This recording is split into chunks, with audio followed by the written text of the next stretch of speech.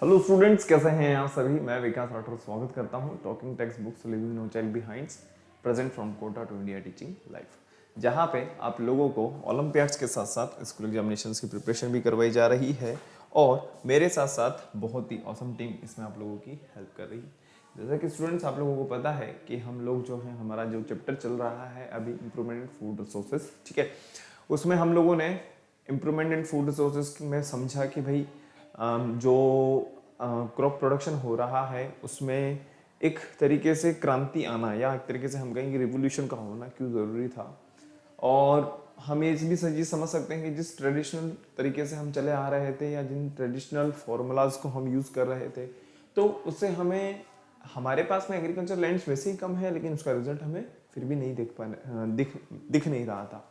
तो हम लोगों ने उसमें कुछ ऐसे प्रैक्टिसेस को यूज़ किया ताकि हम एक लिमिटेड जगह पे, भाई एग्रीकल्चर लैंड्स ऐसा तो है नहीं कि समय के साथ में बढ़ रहे हैं, कमी होते जा रहे हैं, है ना। क्योंकि पॉपुलेशन जिस तरीके से इंक्रीज हो रही है और जिस तरीके से क्लाइमेटिक कंडीशंस चेंज हो रही हैं, जिस तरीके से इंडस्ट्री वगैरह बन रही हैं, तो कहीं ना कहीं ये इफेक्ट कहीं ना कहीं हमारे एग्रीकल्चर लैंड्स वगैरह में देखने को मिल रहा है। और जब नेचर कहीं ना कहीं इफेक्ट हो रही है तो सिंपल सी बात है कि हमारा जो एग्रीकल्चर है वो भी कहीं ना कहीं इससे इफेक्ट हो रहा है। तो हम लोगों ने पिछली क्लास के अंदर देखा था कि यार किस तरीके से जो है एग्रीकल्चर का एक पार्ट है एनिमल हस्बेंड्री, ठीक है। और वहाँ पे भी कितने हम जो है एनिमल्स को किस तरीके से उनको डोमेस्टिक पर्पस और इकोनॉमिकल पर्पस की अगर अपन बात करें तो किस तरीके से पाला जा रहा है और उनका किस तरीके से ख्याल रखा जा रहा है और जो ह्यूमंस की रिक्वायरमेंट है उसको भी फुलफिल किया जा रहा है। तो इस चीज़ को हम लोग पिछली क्लास के अंदर देख चुके थे। जैसा कि मैंने आप लोगों को बताया था कि जो डेयरी फार्मिंग वगैरह के बारे में बात करें या फिर अपन बात करें कि जो है हमारे पास में पोल्ट्री फार्म्स वगैरह के बारे में, बी कीपिंग की अपन बात करें, ठीक है ना, इन सब के बारे में हम लोगों ने बात करी थी। अब हम बात कर सकते हैं कि यार जब ये सब चीज़ें कहीं ना कहीं इकोनॉमिकल वेल्थ वगैरह के लिए यूज़ हो रही हैं तो किस तरीके से हो रही होंगी, क्योंकि इनका जो वेस्ट प्रोडक्ट है, इनका जो वेस्ट मटेरियल है वो कहीं ना कहीं क्या हो रहा है, मार्केट के अंदर सेल हो रहा है, क्योंकि वो क्या कर रहा है, सोइल की फर्टिलिटी को इंक्रीज कर रहा है। तो ये सब चीज़ें हम पिछली क्लास के अंदर देख चुके थे। आज हम थोड़े बहुत जो है हमारा देखेंगे कि यार एनिमल हस्बेंड्री किस तरीके से हमारी हेल्प हो रही है और MS स्वामीनाथन के बारे में समझेंगे और कुछ रिवोल्यूशन जो हमारे बुक में तो है ही लेकिन कुछ एक्स्ट्रा रिवोल्यूशंस के बारे में अपन यहाँ पे देखेंगे। तो आगे बढ़ते हैं, लेकिन उससे पहले बेटा आप लोगों को क्या करना है, फटाफट से वीडियो को लाइक करना है, शेयर करना है, चैनल को सब्सक्राइब कर देना है। सब्सक्राइब करने के बाद में बेल आइकन को प्रेस कर देना है ताकि आपको नेक्स्ट वीडियो की टाइमली नोटिफिकेशन इजीली अवेलेबल हो जाए। एक बार देख लीजिए, फिर उसके बाद में आगे बढ़ते हैं हम लोग।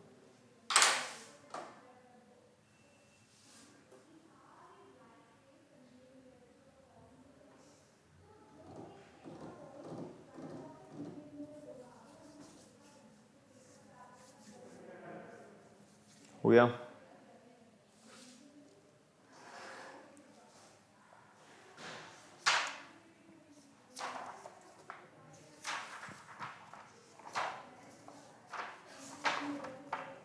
लिख लीजिए बेटा फटाफट से, फिर उसके बाद में आगे बढ़ते हैं हम लोग।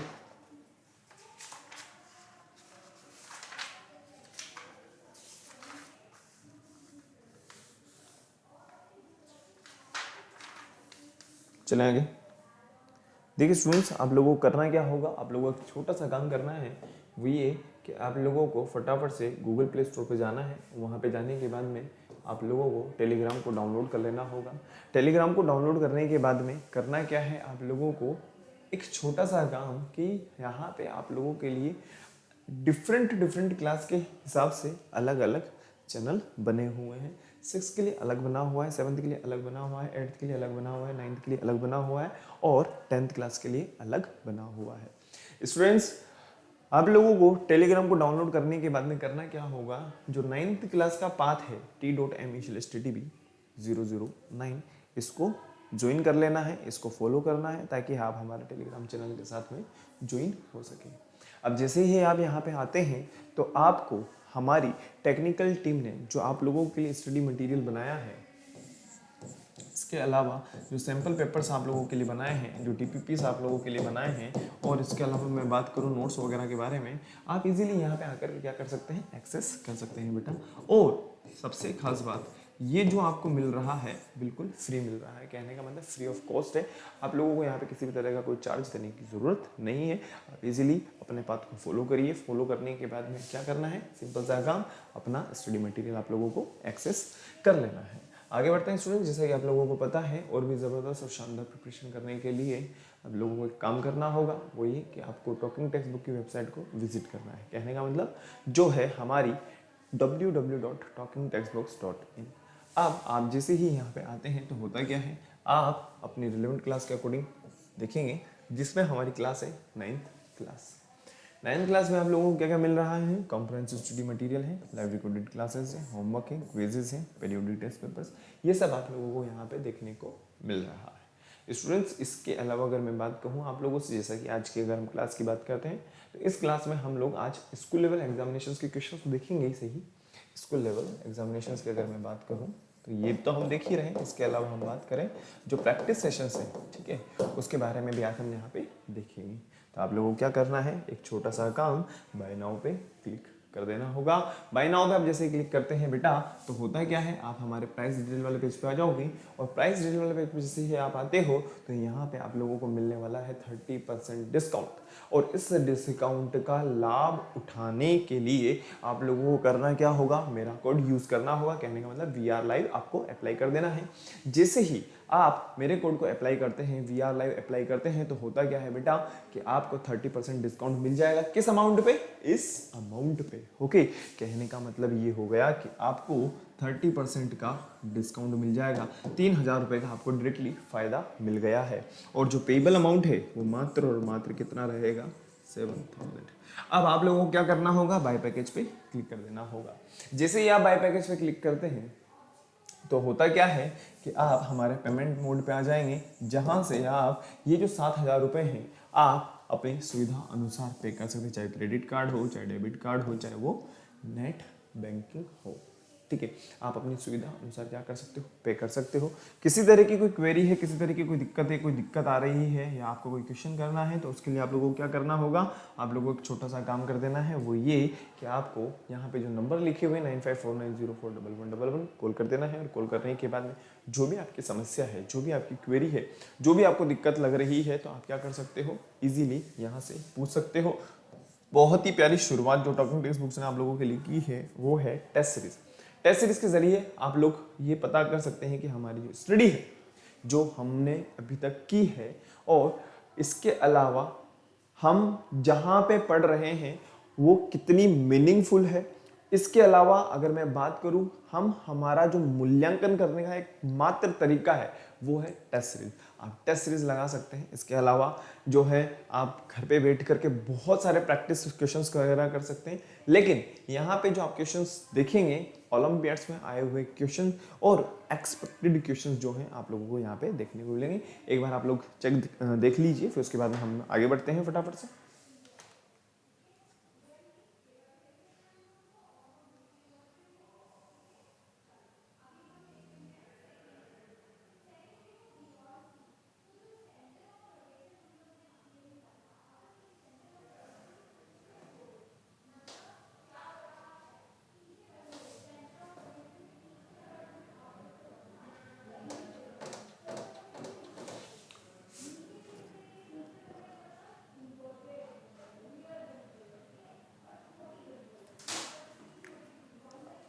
हो गया क्या, लिख लीजिए फटाफट से, फिर आगे बढ़ते हैं हम लोग, ठीक है ना।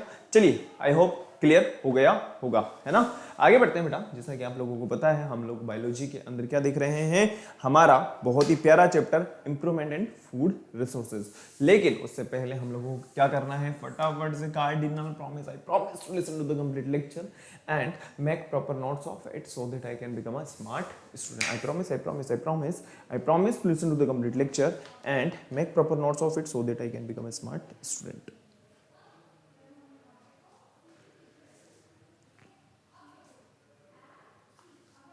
I promise to listen to the complete lecture and make proper notes of it so that I can become a smart student.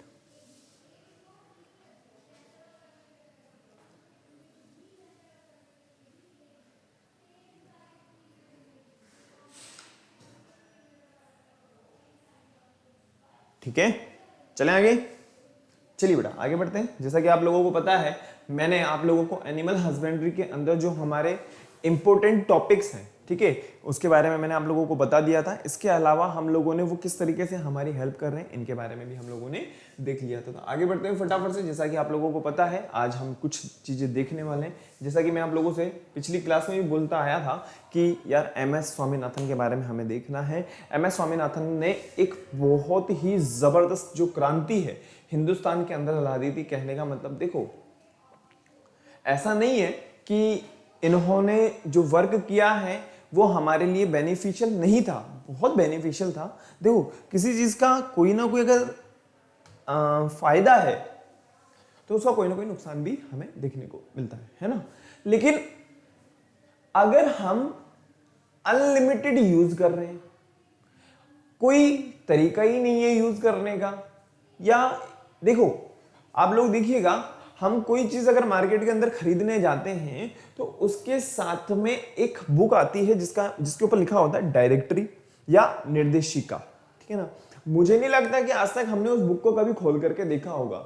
हाँ, बस निकलती बस यही होता है, ऑब्वियसली यही होता है। लेकिन उसके अंदर जो चीजें लिखी होती है आप लोग देखना, उसको समझिएगा कि उसके अंदर उसको यूज करने का तरीका, क्योंकि उसको किस तरीके से यूज करना है, हमें कितना यूज करना है जो हमारे प्लांट्स के लिए क्या होगा, बेनिफिशियल होगा। तो इन्होंने इन चीजों के बारे में भी बताया। लेकिन जब फर्टिलाइजर्स वगैरह यूज होने लगे तो अनलिमिटेड यूज होने लगे, और अनलिमिटेड यूज होने लगे तो उसके जो साइड इफेक्ट्स हैं वो हमारे नेचर को देखने को मिले। इनके बारे में हम आगे बात करेंगे अभी जस्ट, ठीक है। मैं आप लोगों को इसके बारे में बता चुका हूँ। एनिमल हस्बेंड्री में मैंने आप लोगों को बता दिया है what is animal husbandry. Dairy farming के बारे में मैं आप लोगों को पहले ही क्लियर कर चुका हूँ। फिश फार्मिंग देखा होगा आप लोगों ने, एक होता है हमारे पास में एक्सटेंसिव और दूसरा होता है हमारे पास में इंटेंसिव, ठीक है। आगे बढ़ते हैं। बी फार्मिंग की अगर अपन बात करें तो मैंने आप लोगों को बताया था कि जो बड़ी बड़ी बिल्डिंग्स वगैरह होती है, पानी की टंकियां वगैरह होती हैं, यहाँ में हमें अधिकतर क्या होते हैं, मधुमक्खी के छत्ते देखने को मिलते हैं। इसके अलावा अगर अपन बात करें तो आज के टाइम पे क्या हो रहा है, बी कीपिंग को क्या किया जा रहा है, जो ह्यूमन मेंट्स होते हैं, जो ह्यूमन बींग्स हैं, वो इनको क्या कर रहे हैं, बी कीपिंग का काम भी कर रहे हैं, जिससे क्या हो सके, एक अच्छी गुणवत्ता या एक अच्छी क्वालिटी का जो है बी जो है हनी हम यहाँ से एकत्रित कर सकें, इकट्ठा कर सकें। आगे बढ़ते हैं। मैंने आप लोगों को पिछली क्लास के अंदर इनके बारे में बता दिया था कि हमें कौन कौन से प्रोडक्ट्स जो हैं देखने को मिलते हैं। और मैन्योर वगैरह की अगर अपन बात करें, जो देखो डेयरी फार्मिंग की अगर अपन बात करें तो यहाँ से तो ऑब्वियसली जो एक्सक्रीट निकल रहा है, जो वेस्ट प्रोडक्ट है, यहाँ पे किसी भी काम का नहीं है, क्योंकि यहाँ पे मिल्क प्रोडक्शन हो रहा है, मिल्क से बनी हुई चीजें बन रही हैं। लेकिन जो यहाँ पे एक्सक्रीट है वो क्या हो रहा है, जो यहाँ पे वेस्ट प्रोडक्ट हो रहा है वो एज अ मैन्योर यूज हो रहा है। कहने का मतलब वो कहीं ना कहीं एग्रीकल्चर लैंड्स वगैरह में यूज हो रहा है, ठीक है। आगे बढ़ते हैं स्टूडेंट। जैसा कि आप लोगों को पता है, लेबर की अगर अपन बात करें, ध्यान से सुनिएगा, अगर अपन लेबर के बारे में बात करें तो आप लोगों को पता है कि पहले के टाइम पे हुआ क्या करता था, जो एनिमल्स वगैरह होते हैं वो क्या करते थे, हमारे काम में हेल्प किया करते थे। अपन प्लफिंग वगैरह के बारे में बात करें तो इससे सब बेहतर एग्जांपल हमारे पास में। लेकिन आज के टाइम पे अगर अपन बात करें तो इसकी जगह पे मशीनरी वगैरह ज्यादा यूज होने लगी है और मशीनों का ज्यादा यूज होने लगा है। Animal husbandry has the following advantage. First अगर अपन बात करें, animal husbandry help in the proper management of the animal by providing proper food, shelter and protection against the disease and domestic animals. अगर हम उनका proper ख्याल रख रहे हैं, अगर उनको हम टाइम टू टाइम जो डॉक्टर वगैरह हैं उनको दिखा रहे हैं, तो किसी भी तरह का फ्लू वगैरह होने की तो कोई चांसेस ही नहीं है। और मार्केट के अंदर जो रिक्वायरमेंट है, जो ह्यूमन बींग्स की रिक्वायरमेंट है, चाहे वो अंडे की हो, चाहे वो फिश मीट वगैरह की हो, चाहे वो किसी भी प्रोडक्ट की हो, वो फुलफिल हो रही है। नेक्स्ट हम बात करें, इट प्रोवाइड्स एम्प्लॉयमेंट। देखिए ऐसा नहीं है कि हम लोग जो है अगर गाय वगैरह पालेंगे, भैंस वगैरह पालेंगे तो लोग बाग हमें क्या कहेंगे, ऐसा हमारी सोच है। लेकिन ये एक बहुत बड़े स्तर पे किया जा रहा है। और अगर अपन बात करें कि एम्प्लॉयमेंट के बारे में, तो एक बहुत अच्छा रेवेन्यू यहाँ से जनरेट भी हो रहा है। नेक्स्ट हम बात करें, it has in the developing the high breeds. देखा होगा आप लोगों ने कि अगर हम बात करें कि यहाँ पे जो एनिमल्स वगैरह यूज हो रहे हैं वो एक टाइम के अंदर बहुत अच्छा खासा क्या कर रहे हैं, एक अच्छा खासी मात्रा में हमें प्रोडक्शन दे रहे हैं। ऐसा नहीं कि एक टाइम पे बस 2-3 लीटर हमें जो है दूध वगैरह दे दिया, नहीं, बहुत अच्छा खासा हमें यहाँ से हमें मिल रहा है, लेकिन उनका ख्याल भी उसी तरीके से रखा जा रहा है। नेक्स्ट हम बात करें, it involve the proper disposal animal waste and promote the healthy environment. देखा होगा आप लोगों ने, मैं जो है आप लोगों को इसके बारे में एक चीज़ बता देता हूँ कि यहाँ पे तो नहीं, मैं एक तरीके से कह सकता हूँ कि अगर अपन हिंदुस्तान से बाहर के बारे में बात करें तो वहां पे हो क्या रहा है कि रोबोटिक्स वगैरह यूज हो रही हैं। ठीक है भाई, गाय या भैंस को ये थोड़ी ना पता है कि मेरे को कहाँ पे जो है वेस्ट प्रोडक्ट को निकालना है या नहीं निकालना है। ठीक है, आप लोग देखना बड़े बड़े जो फार्म हाउस होते हैं ना, वहां पे प्रॉपर टाइमिंग पे उनका दूध वगैरह निकाला जाएगा, प्रॉपर टाइमिंग पे क्या होगा, उनको खाना खिलाया जाएगा, प्रॉपर टाइमिंग पे क्या होगा, हर चीज प्रॉपर बनी हुई है। ठीक है ना, तो रिजल्ट भी हमें एक अच्छा खासा देखने को मिल रहा है। एज इट इज आप इसको कॉपी कर लीजिए बेटा, फिर उसके बाद में हम आगे बढ़ते हैं।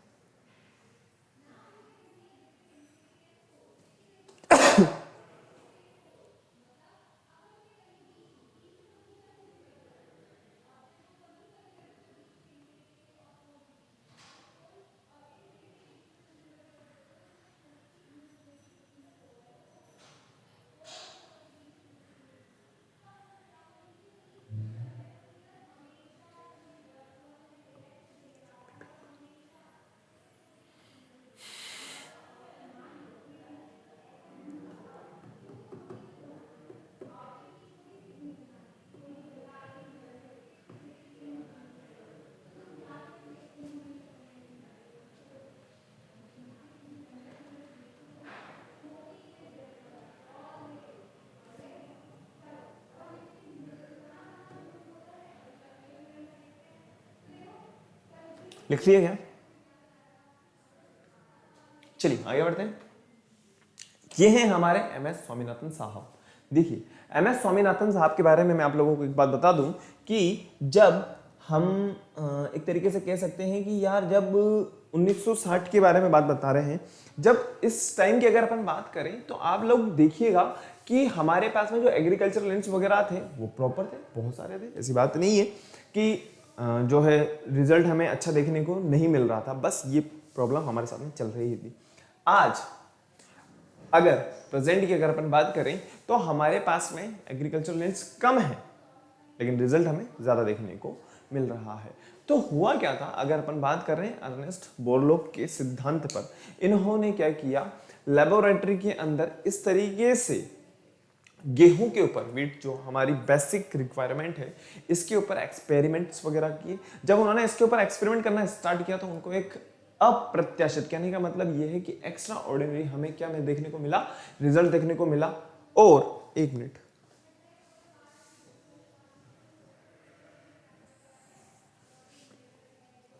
रिजल्ट देखने को मिले।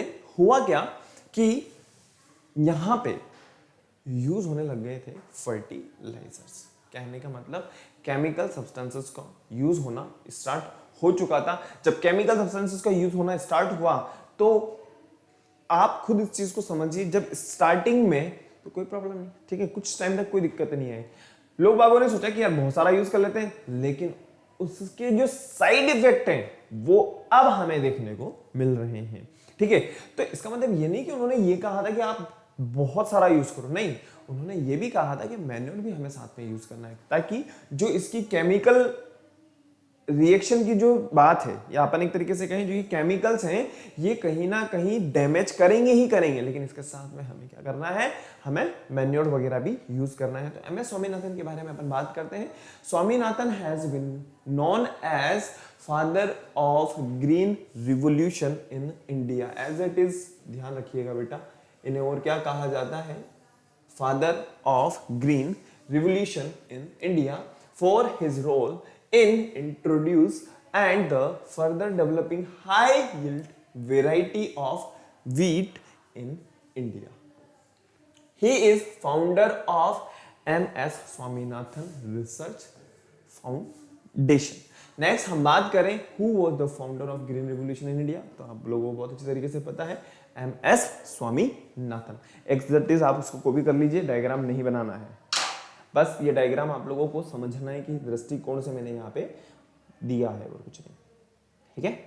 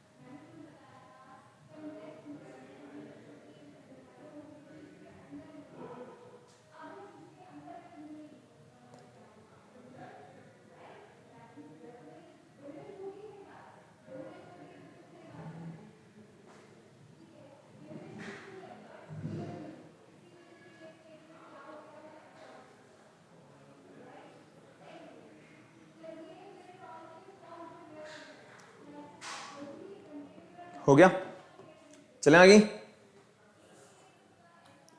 चलिए देखिए स्टूडेंट्स, अगर अपन बात करें, जैसे हमने ग्रीन रिवॉल्यूशन के बारे में बात करी, तो ग्रीन रिवॉल्यूशन का मतलब हम समझ गए कि किससे रिलेटेड है। ग्रीन रिवॉल्यूशन जो है वो रिलेटेड है हमारे एग्रीकल्चर से। उसी तरीके से ब्लू रिवॉल्यूशन, भाई एक तरीके से इस टाइम पे क्रांति आ गई थी कि यार हमें ऐसा नहीं होना चाहिए कि भाई हम एक परंपरागत या ट्रेडिशनल तरीके से चले आए और उन्हीं तरीके से जो है काम करते रहे। नहीं, धीरे धीरे धीरे धीरे धीरे जो है इनमें हमें इलेबरेशन देखने को मिला। भाई ये जो स्तर है एक तरीके से बढ़ना चाहिए, इनकी जो प्रोडक्टिविटी है वो बढ़नी चाहिए। और अगर हम बात करें ब्लू रिवॉल्यूशन के बारे में, तो ये किससे रिलेटेड है, हमारे इक्वेटिक एनिमल से रिलेटेड है। ब्लू रिवॉल्यूशन के बारे में बात करें तो आप लोगों को बहुत अच्छे तरीके से पता होगा, जो एक्वा कल्चर से रिलेटेड है। कहने का मतलब यहाँ पे हम फिश वगैरह के बारे में बात करें, या हम बात करें जो हमारे इक्वेटिक एनिमल्स वगैरह हैं जिनको हम एज अ इकोनॉमिकल वेल्थ के लिए अगर हम कर रहे हैं, तो इसमें जो हमें रिजल्ट देखने को मिले उसको हमने किसके अंदर रखा, ब्लू रिवॉल्यूशन के अंतर्गत। The revolution launched in 1986 and 87 to increase the production of edible oil। अगर हम बात करें ऑयल से रिलेटेड, ध्यान से सुनना, ऑयल से रिलेटेड अगर रिवॉल्यूशन की बात आती है तो ऑयल का कलर कौन सा है, येलो। तो इसको हमने किसके अंदर रखा है, येलो रिवॉल्यूशन के अंतर्गत रखा है। आई होप आप लोगों को क्लियर हो रहा होगा कि ग्रीन रिवॉल्यूशन का मतलब हो गया खेतीबाड़ी से संबंधित। अगर हम बात करें ब्लू रिवॉल्यूशन के बारे में तो पानी से संबंधित, भाई पानी का कलर एज अ ब्लू अगर आप माने तो उसे। इसके अलावा हम बात करें येलो रिवॉल्यूशन के बारे में, पानी का वैसे कोई कलर नहीं है, लेकिन अगर हम बात करें जो वाटर है वो हमें दूर से ब्लू दिखाता है आसमान की वजह से। इसके अलावा हम बात करें व्हाइट रिवॉल्यूशन, सोचिए आप कि व्हाइट कलर से क्या रिलेटेड होगा, क्या होगा व्हाइट कलर से। तो व्हाइट रिवॉल्यूशन की अगर अपन बात करते हैं तो यहाँ पे हम मिल्क प्रोडक्शन से रिलेटेड बात कर रहे हैं। जैसा कि आप लोगों को पता होगा, अगर हम बात करें मिल्क प्रोडक्शन के बारे में, मिल्क प्रोड्यूसर्स। इसके अलावा ग्रे रिवॉल्यूशन के बारे में अगर हम बात करें तो ये किससे रिलेटेड है, ये है फर्टिलाइजर प्रोडक्शन से रिलेटेड है। एज इट इज कॉपी कर लीजिए बेटा, फिर उसके बाद में आगे बढ़ते हैं।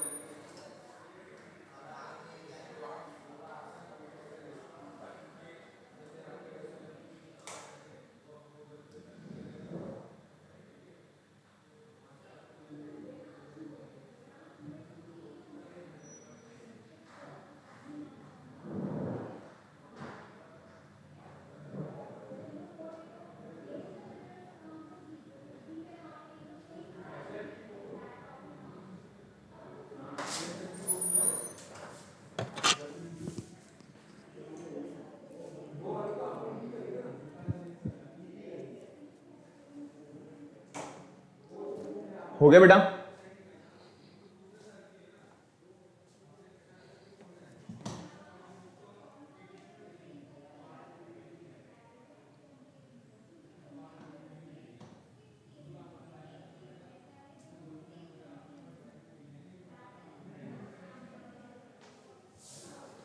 चलें, नो प्रॉब्लम, आई होप कोई दिक्कत नहीं होगी।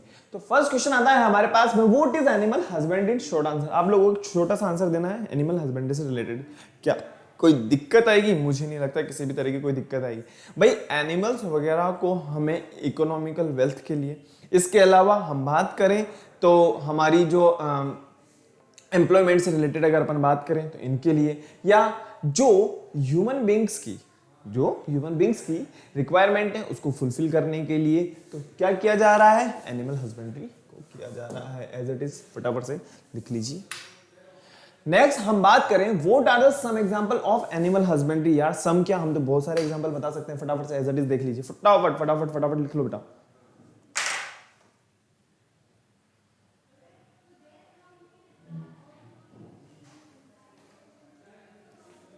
Animal husbandry is a branch of science deal with the practice of the breeding, farming and care of the farm animal such as cattle, dog, sheep and horse by human for advantages।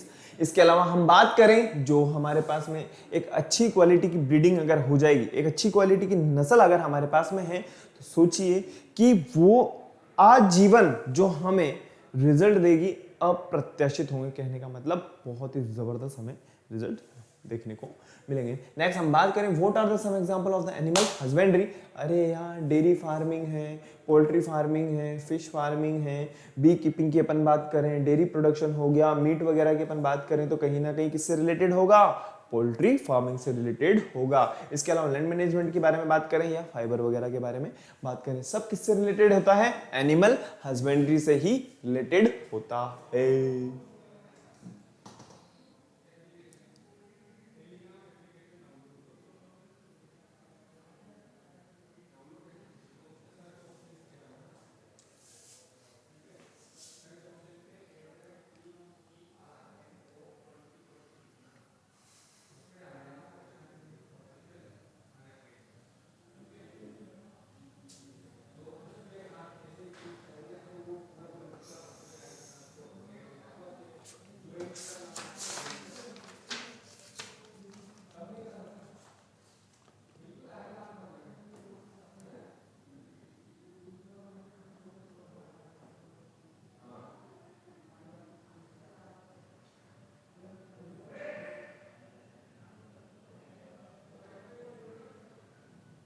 चलें, next question है हमारे पास में, why do we study animal husbandry? खुद ही सोचिए कि animal husbandry की स्टडी करने में क्या दिक्कत है? कोई दिक्कत है क्या? हम जो प्लांट्स वगैरह के लिए कर रहे हैं, देखो प्लांट्स का भी एक बिल्कुल बच्चे की तरह ध्यान रखा जाता है कि भाई इस टाइम पे हमें जो है, हम लोगों ने पढ़ा है पूरा का पूरा क्रॉप प्रोडक्शन एंड मैनेजमेंट के बारे में, अपन लोगों ने बहुत अच्छी तरीके से यहाँ पे देखा था कि पहले सॉइल को प्रिपेयर किया जा रहा है, फिर उसके बाद में जो है लेवलिंग की जा रही है, फिर उसके बाद में आप लोगों को पता होगा बहुत अच्छी तरीके से कि जो है इरिगेशन मेथड्स हैं, सोइंग मेथड्स हैं, बहुत सारे मेथड्स हैं, इस तरीके से यूज़ किया जा रहा है। और अगर किसी तरह की कोई दिक्कत है तो डॉक्टर से कंसल्ट किया जा रहा है और उसको जो है फर्टिलाइजर्स या पेस्टिसाइड, वीडिसाइड जो भी हमें यूज़ करना है सब कुछ यूज़ हो रहा है। सेम प्रोसीजर किस में होता है? एनिमल हस्बेंड्री में भी होता है। फटाफट से एज इट इज को देख लीजिए। Animal husbandry graduate can work in farm with the focus of the care and breeding of different kinds of animal। देखा होगा आप लोगों ने, आप लोगों को बहुत अच्छी तरीके से पता होगा। अगर अपन जैसे मिल्क वगैरह से रिलेटेड बात करें तो जर्सी गाय बहुत अच्छी नस्ल होती है, मुर्रा भैंस के बारे में अपन बात करें तो उसका जो प्रोडक्टिविटी होती है बहुत ज़बरदस्त होती है। इसके अलावा हम बात करें who did green revolution in India. अरे यार ग्रीन रिवोल्यूशन के बारे में अगर हम बात करें तो हमारे पास में एक ही नाम, वो है एमएस स्वामीनाथन। और एमएस स्वामीनाथन ने किससे प्रेरणा ली थी? नॉर्मन ई बोरलॉग से, ठीक है ना। नॉर्मन अर्नेस्ट बोरलॉग इनका नाम था, जिन्होंने इस टेक्नोलॉजी को स्टार्ट किया था। नेक्स्ट है हमारे पास में ग्रीन रिवॉल्यूशन के बारे में, तो फूड से रिलेटेड है, एज इट इज आप इसको कॉपी कर लीजिए फटाफट से, ठीक है।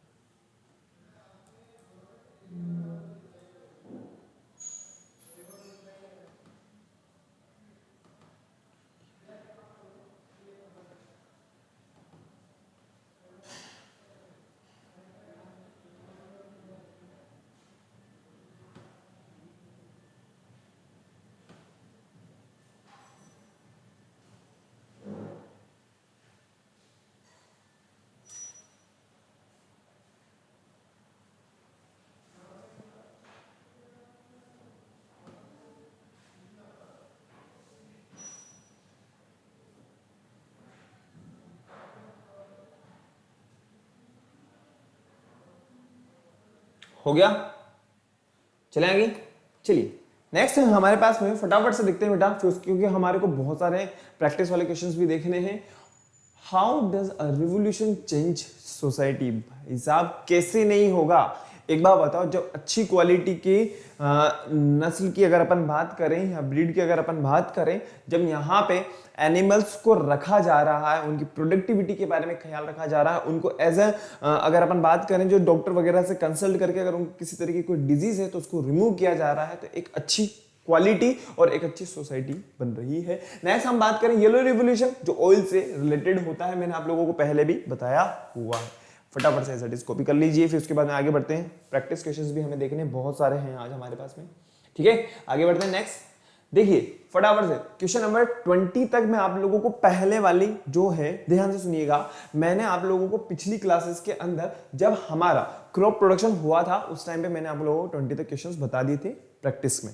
इसके अलावा कुछ क्वेश्चंस जो हैं रिलेटेड है हमारे एनिमल हस्बेंड्री से।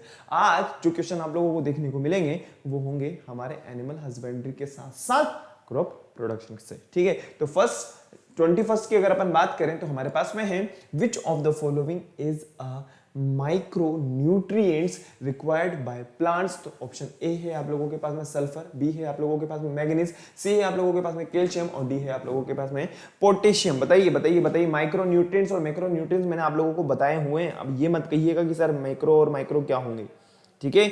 मैक्रो न्यूट्रिएंट्स क्या होंगे और माइक्रो न्यूट्रिएंट्स क्या होंगे? स्मॉल क्वांटिटी के अंदर जिसकी जरूरत होती है उसे हमने कहा था manganese. B is correct answer, ठीक है।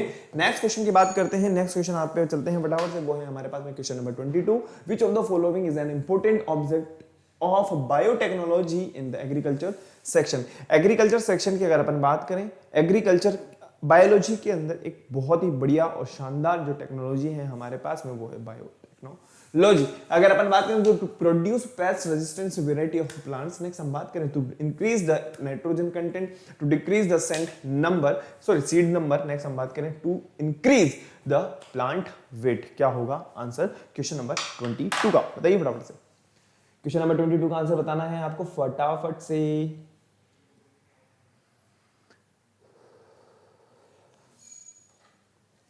हमारा जो आंसर होगा वो होगा A, to produce pest resistance varieties of plants.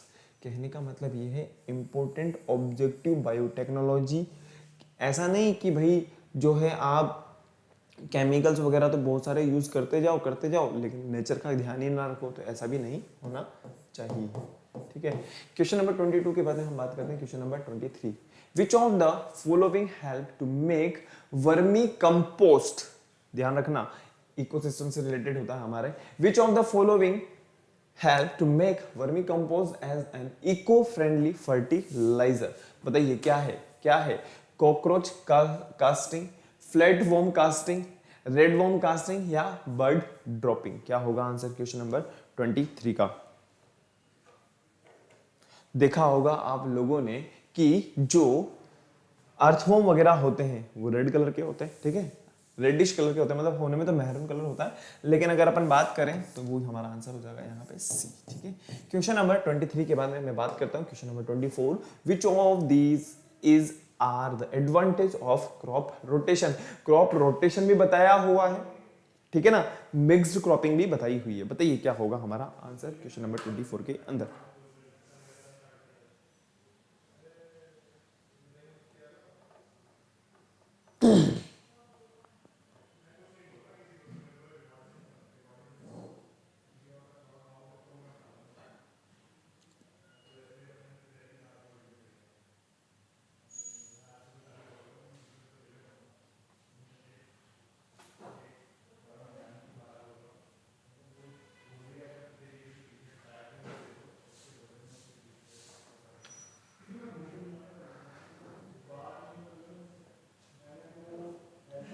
बताइए बेटा फटाफट से क्या होगा क्वेश्चन नंबर 24 का आंसर।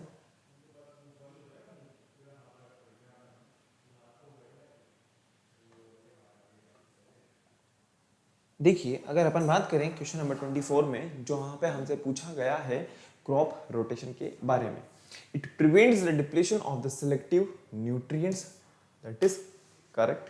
नेक्स्ट हम बात करें, it prevent the building up the disease and paste of the particular crop, that is also correct. Next हम बात करें, it enhance the production by increasing the soil fertility, that is also correct. ठीक है, तो हम बात करेंगे यहाँ पे all of the above, D is correct answer. Okay, क्योंकि जो क्रॉप रोटेशन हो रहा है, क्रॉप को बदल बदल करके किया जा रहा है ताकि उसकी फर्टिलिटी बनी रहे। ऐसा नहीं कि हम एक ही एक चीज को उगाए जाएं और उसको, उसकी जो फर्टिलिटी उसको जो है कहीं ना कहीं खराब कर दें और एक दिन वो बंजर हो जाए, ऐसा नहीं होना चाहिए। क्वेश्चन नंबर 24 के बाद में हम बात करते हैं question number 25, which of the following programs is related to white revolution. बहुत आसान से इस बता सकते हो यार, बताइए। Flood and disaster management, milk production, green revolution and brown revolution. क्या होगा बेटा, बताओ फटाफट से। क्या आप बाढ़ वगैरह लाना चाहते हो क्या? ऐसा है क्या भाई, आपदा वगैरह लेकर के आना चाहते हो क्या? ऐसा तो नहीं है ना?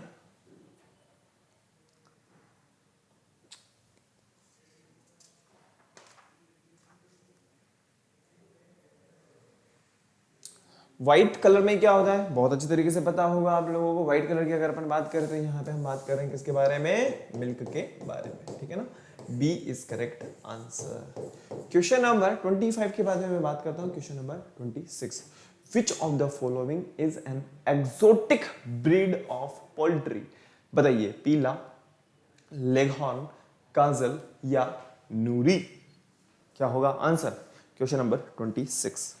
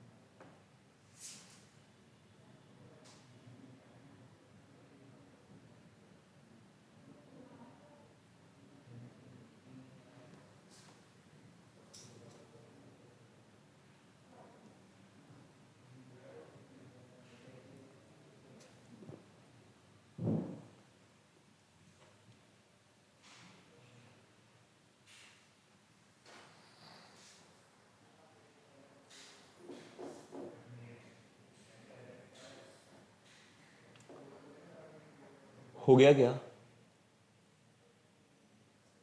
अरे भाई, जो पोल्ट्री से रिलेटेड है उस ब्रीड का नाम है leghorn. B is correct answer. Question number 26 के बाद हम बात करते हैं question number 27, which of the following is known as surface feeder. बताइए, कटला, रूहू, मृगल या ग्रास कार्प। क्या होगा आंसर क्वेश्चन नंबर 27 में?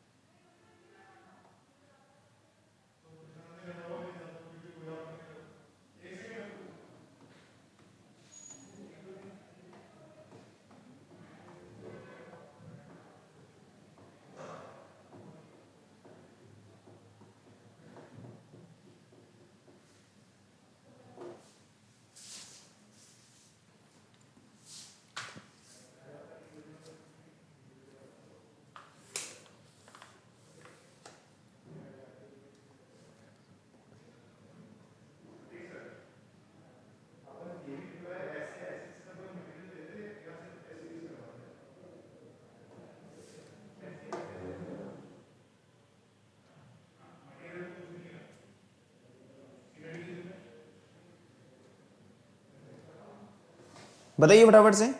कटला की अगर अपन बात करें is a surface feeder. Question number 27 के बाद में हम बात करते हैं question number 28, which of the following is a middle core feeder in pond. बताइए फटाफट से फटाफट से फटाफट से। क्वेश्चन नंबर 28 का आंसर बताइए फटाफट से। रूहू की अगर अपन बात करें तो ये बिल्कुल करेक्ट आंसर होगा। क्वेश्चन नंबर 28 के बाद में हम बात करते हैं question number 29, which of terms means the same as milk producing animal. बताइए exotic animal, milk animal, draught animal या पोल्ट्री। बताइए फटाफट से। आप लोग जानते हैं बिल्कुल करेक्ट करेक्ट करेक्ट करेक्ट, बिल्कुल सही पहचाने हैं, milk, B is correct answer. Question number 29 के बाद में हम बात करते हैं question number 30, which of the following is indigenous या इंडिजिनस ब्रीड ऑफ पोल्ट्री। बताइए।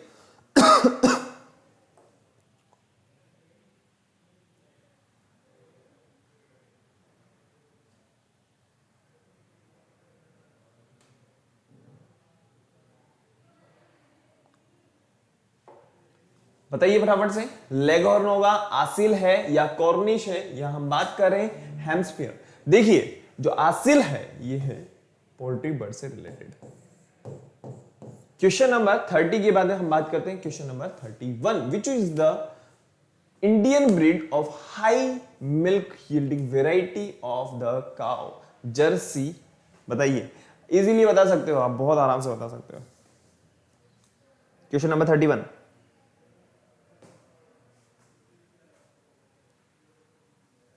जर्सी है, ओंगेला है, या हम सहीवाल की बात करें या रेड सिंधी के बारे में बात करें, तो हमारा जो आंसर है वो है Sahiwal. C is correct answer. Question number 31 के बाद में हम बात करते हैं question number 32, which of these is a macro nutrients of plants, copper, iron, chlorine, और डी है हमारे पास में मैग्नीशियम। क्या होगा आंसर बताइए फटाफट से। क्वेश्चन नंबर 32, क्वेश्चन नंबर 32 का आंसर बताइए फटाफट से।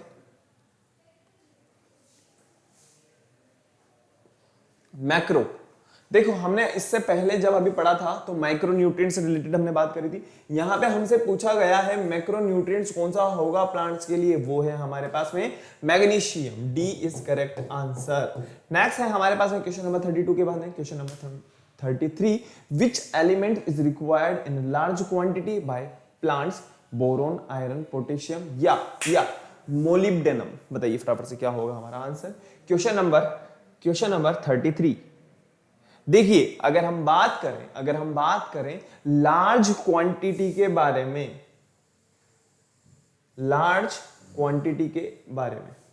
तो लार्ज क्वांटिटी में किसकी रिक्वायरमेंट होगी, पोटेशियम के बारे में। सी इज करेक्ट आंसर। ठीक है, क्वेश्चन नंबर 33 के बाद में हम बात करते हैं question number 34, which of these plants contain nitrogen fixing bacteria, Graeme, wheat, mustard या कॉटन। क्या होगा आंसर बताइए फटाफट से। क्वेश्चन नंबर 34,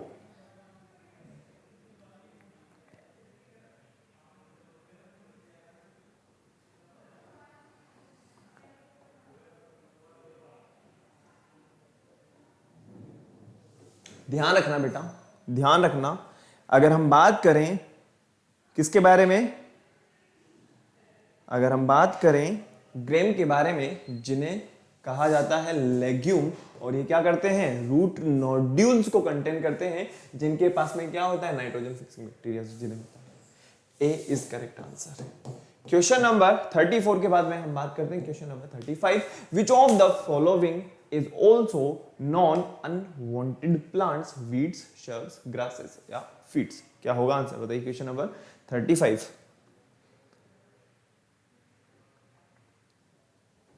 देखिए अनवांटेड प्लांट्स के बारे में बात कर रहे हैं जो हमारे किसी भी काम के नहीं है लेकिन फिर भी उगे जा रहे हैं। क्या हम लोगों ने पढ़ा था वीड्स के बारे में, वाइल्ड प्लांट्स होते हैं ना बिना काम के, वीड्स वगैरह, जिन्हें हम क्या करते हैं, मैन्युअली अलग कर देते हैं। ए इज करेक्ट आंसर। ठीक है ना बेटा। नेक्स्ट हम बात करें क्वेश्चन नंबर 35 के बाद में 36 के बारे में, which of these method is used to kill pest. बताइए फटाफट से क्या होगा। 36,